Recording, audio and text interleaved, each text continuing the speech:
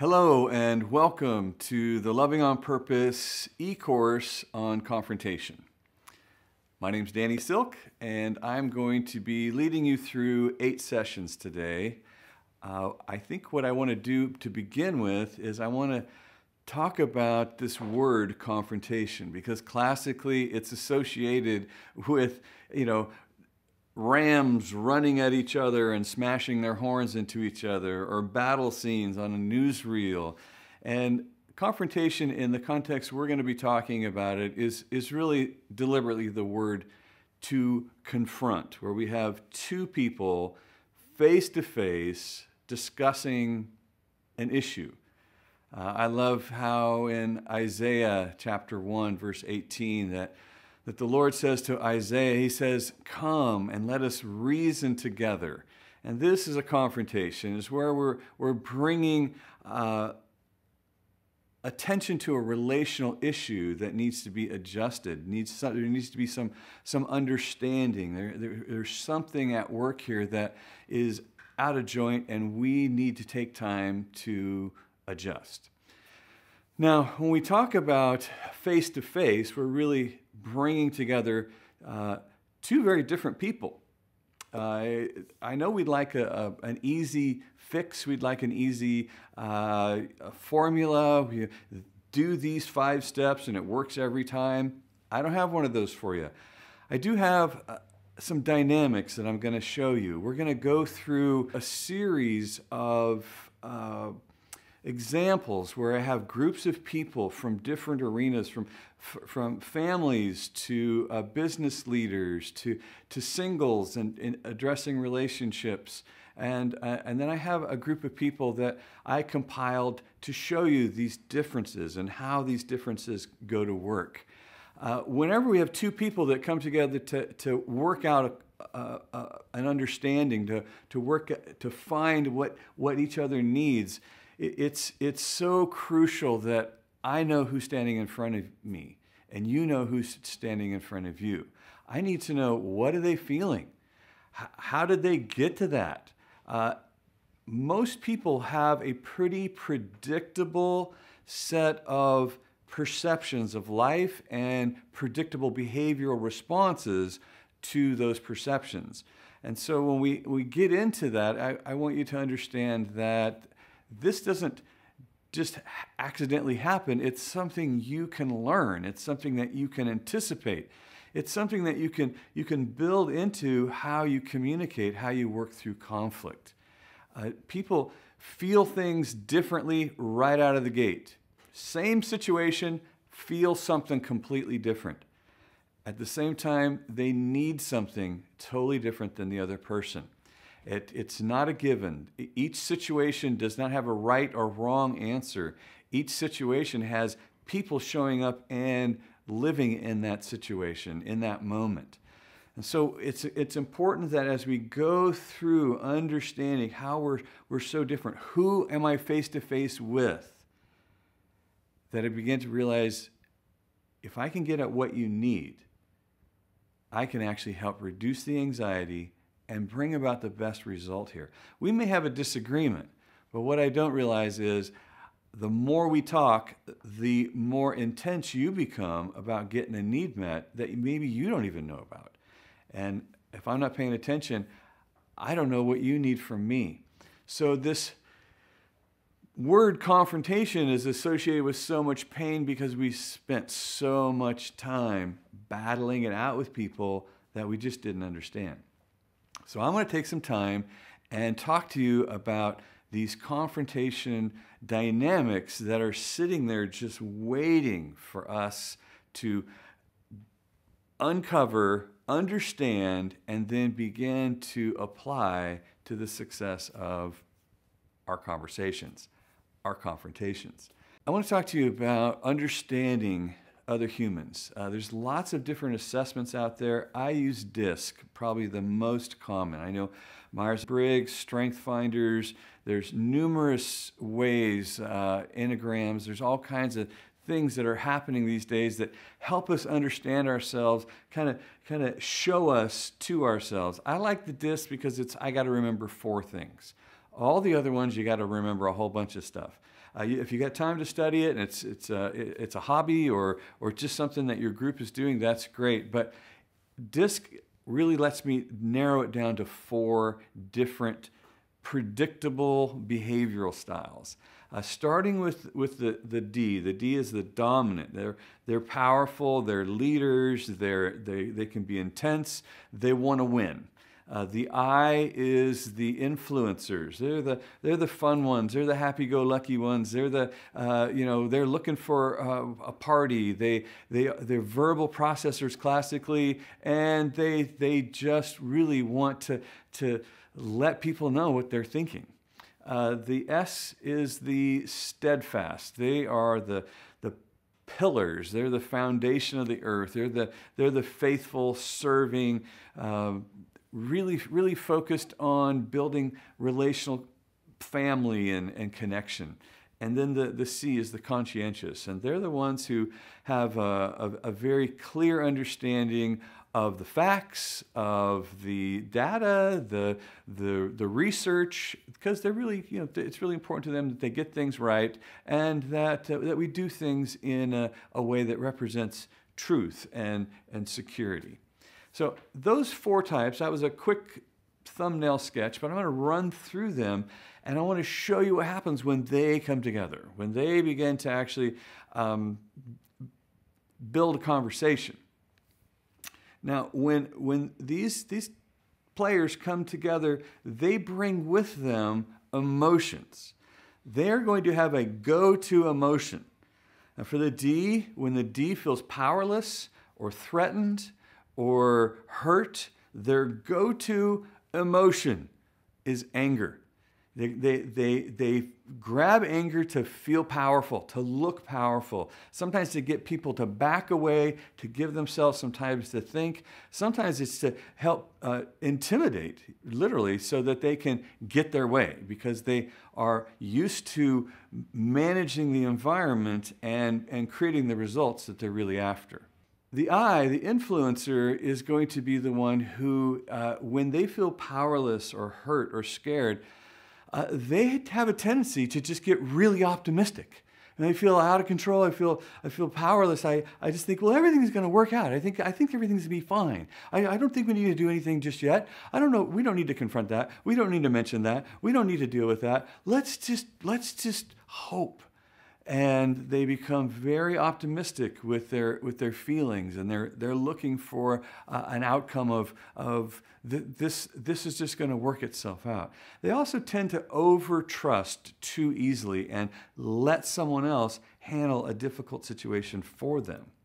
And then the S, the steadfast, they have almost like a survival mechanism that when powerful negative emotions come up,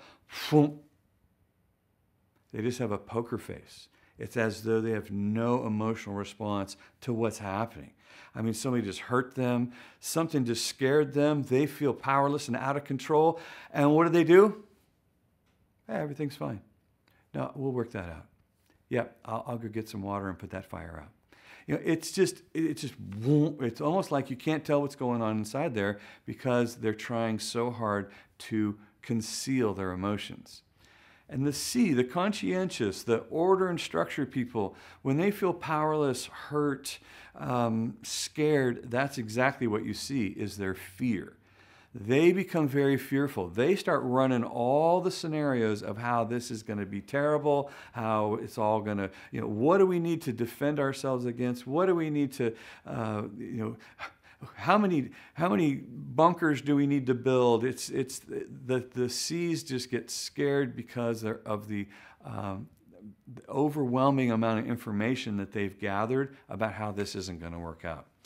And so it's important to realize that in confrontation, you're going to end up with some combination of these 4 elements when you're dealing with somebody. Who is facing you and what face did you bring? Because understanding yourself helps you understand the emotion you're in when you get triggered. What emotion are they in when they get triggered?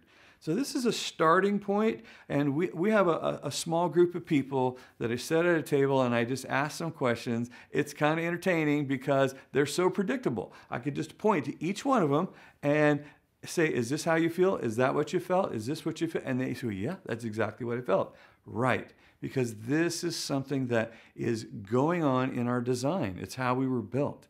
It's not a mystery if you actually understand, oh, it's already in there. The mystery is, how do I then interact with it effectively? How do I help you identify the emotion? How do I help you identify the state that you are in coming into this confrontation, dealing with this situation? As well, there are a set of needs that each of these are going to have. I mean, it's important that we realize, what are you feeling? But at the same time, there is a remedy in the need. If you go back in our relational track and you go through the communication part, you're going to get to this feeling and need piece. You talk about the I statements. Very helpful in exchanging information back and forth effectively while protecting this relationship. You have the 4 feelings. We have anger, optimism, emotionless, and fear. And then we have 4 needs that are going on. And with the D, I need to know that Ds need to feel respected. The fastest way that you can have a problem with a D is be disrespectful. It's almost like they don't even have a handle. If they get disrespected, they are immediately triggered and they feel powerless, and here comes the anger. Bringing results. They want results, and they want resolve. They need these conflicts to resolve. There's a resolution that comes to the conflict. So that's why they run to the battle. They run to the confrontation. They bring it to you. They'll come and say, hey, you got a problem with me? You look like you have a problem with me. You didn't say hi. Like, whoa, whoa, whoa, whoa, whoa. That is they are trying to get these needs met. I need some sort of resolve. If there's a conflict, I want to know about it, and I'm ready to deal with it right now. I'm going to have to communicate that I have value for what it is that they need. They will feel respected. And then we're going to be working on this until we get a result. And they are not going to calm down until they get that result. So the D has the 3 R's: respect, resolve, and results. The I wants to be understood. And really what I want you to understand in our disagreement, in our conflict, in this confrontation is I want you to understand that I have pure motives. I want you to understand that I'm a nice person. I want you to understand that there's goodness right here in this problem. I just need to know that. I need to know that you are giving me that credit even though we have a problem. And so the I is agitated really out of a fear of being rejected. Like, I don't want to be rejected. And so what I need to know, the need that you're going to supply here, is that you understand that I'm good, and that I would never come at you and be mean or do something nasty to you. I'm a good person. So please understand that for starters, I'm a good person, and then that helps me bring the best me. And then the S needs to, they need to work towards connection, because if you're in a confrontation with an S, make sure you're not a jerk, because S's will avoid confrontation for the longest time. I like to describe them as charcoal. They'll just absorb other people's problems, other people's stuff. They'll just absorb it. They're like charcoal in the liner of your shoe. They just absorb all that junk, and they never come out with it because they just are so intent on protecting relationships, staying connected, protecting the family, rather than standing up for their own rights and being assertive and bringing a demand. They have to be taught that. You have to teach an S to bring that to the conversation, because they are much more likely to just lay back and allow things to go by, because they need to feel connected. And that's why they're even in this, is to get the connection back. And then you have the C. And the C really needs lots of information, and they need to know that we're doing this right, that I'm doing this right, that I am right. There's such a strength about their character, and there's a strength about their pursuing righteousness. They're going to stand on truth.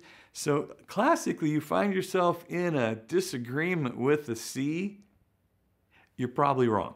You know, they do their homework, they bring the research, but really what they want to know more than anything is they too have prolonged this confrontation. They're avoiding it. They just think there's something else I could do. There must be something else I can do. Maybe if I try this, maybe if I try that. I'm trying to figure out if I am doing the right thing, because by the time we have a problem, it means I've done something wrong. And it's so agitating to them. So if you could simply recognize they are trying to be so careful to get it right and acknowledge that and help them settle in, what you'll end up with is a completely different person.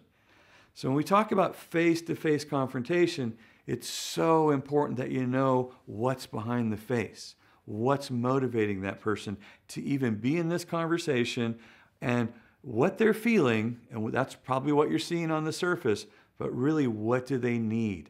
How can you supply this to change this? Same. Do you know what's going on inside of you? Do you know the feeling that you have, and do you know what you need, so that you can show them?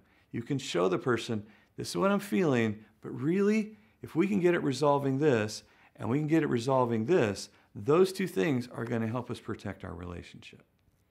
So as we go through the rest of this series, I want you to think about how important it is to get at these needs first by becoming a student, becoming somebody that spends time investing in understanding yourself and other people.